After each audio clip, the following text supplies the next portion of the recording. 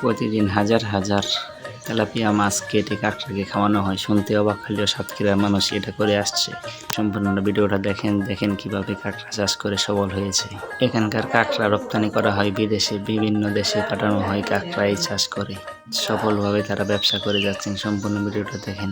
অনেক লাভ হওয়ার কারণে দিন দিন বাড়ছে এই কাঁকড়া চাহিদা।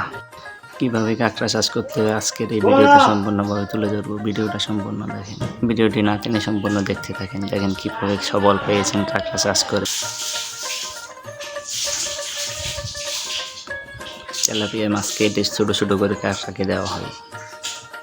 খুব লাভজনক ব্যবসা ছিল এটা তাদের।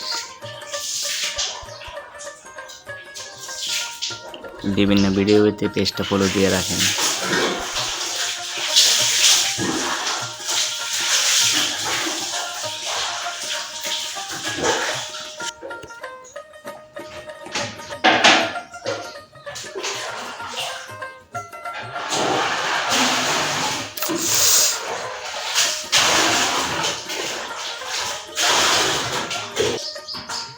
কাঁকড়া চাষ করে এভাবে সবল হয়েছেন, সফলভাবে ব্যবসা করে যাচ্ছেন।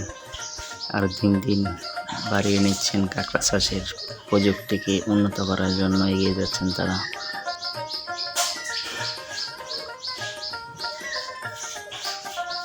কাঁকড়ার চাহিদা খুব বেশি বাহিরের দিকে, বিভিন্ন দেশে পাঠানো হয় কাঁকড়া চাষ করে।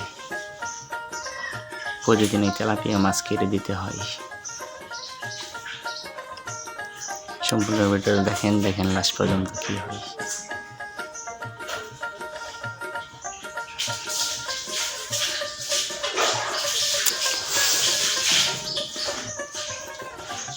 পেজটা ফলো দিয়ে রাখেন, সব ধরনের ভিডিও পাবেন।